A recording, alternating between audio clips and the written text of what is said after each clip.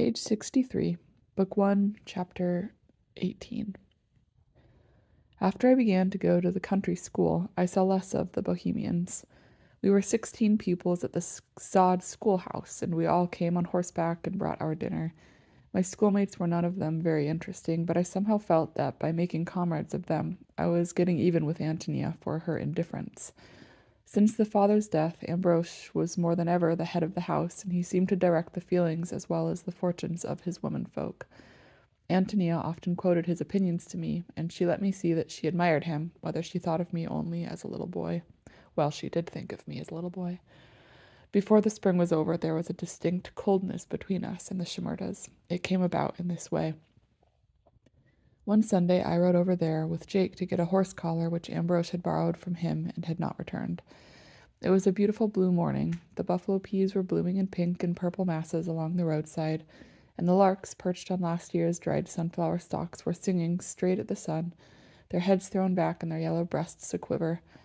The wind blew about us in warm, sweet gusts. We rode slowly with a pleasant sense of Sunday indolence. We found the Shimerdas working just as if it were a weekday. Merrick was cleaning out the stable, and Antonia and her mother were making garden, off across the pond in the drawhead. Ambrose was up on the windmill tower oiling the wheel. He came down, not very cordially. When Jake asked for the collar, he grunted and scratched his head. The collar belonged to grandfather, of course, and Jake, feeling responsible for it, flared up. "Now, don't you say you haven't got it, Ambrose, because I know you have, and if you ain't a-going to look for it, I will." Ambrose shrugged his shoulders and sauntered down the hill toward the stable. I could see that it was one of his mean days. Presently he returned carrying a collar that had been badly used, trampled in the dirt and gnawed by rats until the hair was sticking out of it. "This what you want?" he asked surlily. Jake jumped off his horse. I saw a wave of red come up under the rough stubble on his face. "That ain't the piece of harness I loaned you, Ambrose. Or if it is, you've used it shameful. I ain't a-going to carry such a looking thing back to Mr. Burden." Ambrose dropped the collar on the ground.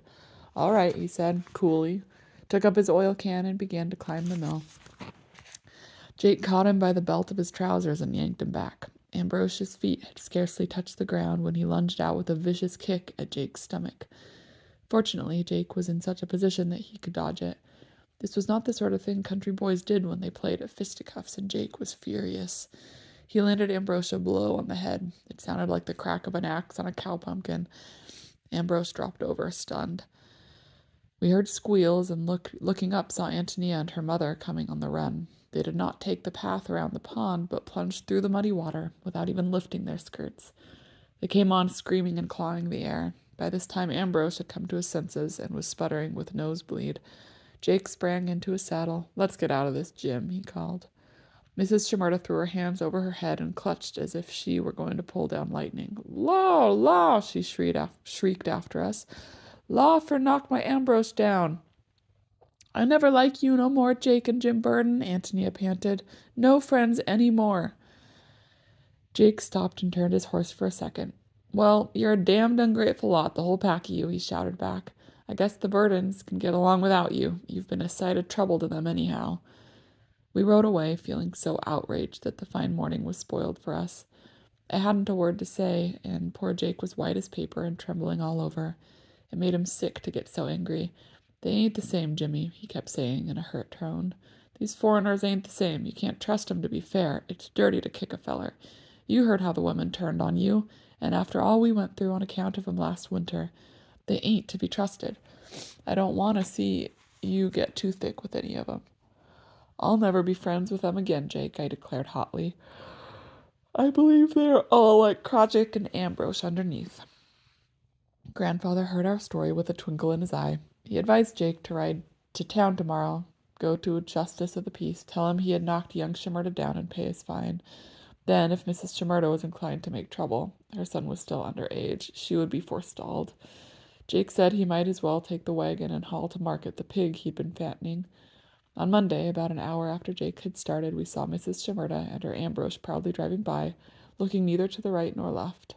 As they rattled out of sight down the Black Hawk Road, Grandfather chuckled, saying he had rather expected she would follow the matter up. Jake paid his fine with a $10 bill Grandfather had given him for that purpose. But when the Shimerdas found that Jake sold his pig in town that day, Ambrose worked it out in his shrewd head that Jake had to sell his pig to pay the fine. This theory afforded the Shimerdas great satisfaction, apparently. For weeks afterward, whenever Jake and I met Antonia on her way to the post office or going along the road with her work team, she would clap her hands and call to us in a spiteful, crowing voice, "Jakey, Jakey, sell the pig and pay the slap." Otto pretended not to be surprised at Antonia's behavior. He only lifted his brows and said, "You can't tell me anything new about a Czech. I'm an Austrian." Grandfather was never a party to what Jake called our feud with the Shimerdas. Ambrose and Antonia always greeted him respectfully, and he asked them about their affairs and gave them advice as usual. He thought the future looked hopeful for them. Ambrose was a far-seeing fellow. He soon realized that his oxen were too heavy for any work except breaking sod, and he succeeded in selling them to a newly arrived German. With the money, he bought another team of horses, which Grandfather selected for him. Merrick was strong, and Ambrose worked him hard, but he could never teach him to cultivate corn, I remember. The one idea that had never got through poor Merrick's thick head was that all exertion was meritorious. He always bore down on the handles of the cultivator and drove the blade so deep into the earth that the horses were soon exhausted. In June, Ambrose went to work at Mr. Bushy's for a week, and took Merrick with him at full wages. Mrs. Shimerda then drove the second cultivator. She and Antonia worked in the fields all day, and did the chores at night. While the two women were running the place alone, one of the new horses got colic, and gave them a terrible fright. Antonia had gone down to the barn one night to see that all was well before she went to bed, and she noticed that one of the roans was swollen about the middle and stood with its head hanging. She mounted another horse without waiting to saddle him, and hammered on our door just as we were going to bed. Grandfather answered her knock. He did not send one of his men, but rode back with her himself, taking a syringe and an old piece of carpet he kept for hot applications when our horses were sick. He found Mrs. Shimerda sitting by the horse with her lantern, groaning and wringing her hands. It took but a few moments to release the gases pent up in the poor beast, and the two women heard the rush of wind and saw the roan visibly diminish in girth. "If I lose that horse, Mr. Burden," Antonia exclaimed, "I never stay here till Ambrose come home. I go drown myself in the pond before morning." When Ambrose came back from Mr. Bushy's, we learned that he had given Merrick's wages to the priest at Black Hawk for masses for their father's soul. Grandmother thought Antonia needed shoes more than Mr. Shimerda needed prayers, but Grandfather said tolerantly, "If he can spare $6, pinched as he is, it shows he believes what he professes." It was Grandfather who brought about a reconciliation with the Shimerdas. One morning he told us that the small grain was coming on so well he thought he would begin to cut his wheat on the 1st of July. He would need more men, and if it were agreeable to everyone, he would engage Ambrose for the reaping and thrashing, as the Shimerdas had no small grain of their own.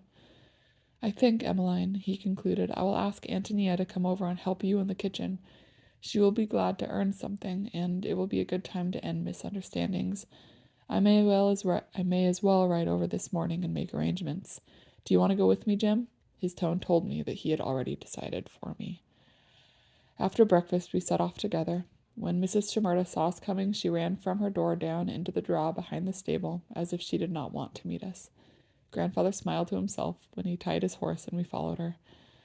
Behind the barn, we came upon a funny sight. The cow had evidently been grazing somewhere in the draw. Mrs. Shimerda had run to the animal, pulled up the lariat pin, and when we came upon her, she was trying to hide the cow in an old cave in the bank. As the hole was narrow and dark, the cow held back, and the old woman was slapping and pushing at her hindquarters, trying to spank her into the draw side. Grandfather ignored her singular occupation and greeted her politely. "Good morning, Mrs. Shimerda. Can you tell me where I will find Ambrose? Which field?" "He with the sod corn." She pointed toward the north, still standing in front of the cow as if she hoped to conceal it. "His sod corn will be good for fodder this winter," said Grandfather encouragingly. "And where is Antonia?" "She go with." Mrs. Shimerda kept wiggling her bare feet about nervously in the dust. "Very well, I will ride up there. I want them to come and help me cut my oats and wheat next month. I will pay them wages. Good morning. By the way, Mrs. Shimerda," he said as he turned up the path, "I think we may as well call it square about the cow." She started and clutched the rope tighter. Seeing that she did not understand, Grandfather turned back. "You need not pay me anything more. No more money. The cow is yours." "Pay no more? Keep cow?" she asked in a bewildered tone. her narrow eyes snapping at us in the sunlight. Exactly. Pay no more, keep cow. He nodded. Mrs. Shimerda dropped the rope, ran after us, and crouching down beside grandfather, she took his hand and kissed it. I doubt if he had ever been so much embarrassed before. I was a little startled, too. Somehow, that seemed to bring the old world very close. We rode away laughing, and grandfather said, I expect she thought we had come to take the cow away for certain, Jim. I wonder if she wouldn't have scratched a little if we had laid hold of that lariat rope. Our neighbors seemed glad to make peace with us. The next Sunday, Mrs. Shimerda came over and brought Jake a pair of socks she had knitted. She presented them with an air of great magnanimity, saying, Now you not come any more for knock my Ambrose down? Jake laughed sheepishly. I don't want to have no trouble with Ambrose. If he'll let me alone, I'll let him alone. If he slap you, we ain't got no pig for pay the fine, she said insinuatingly. Jake was not at all disconcerted. Have the last word, ma'am, he said cheerfully. It's a lady's privilege.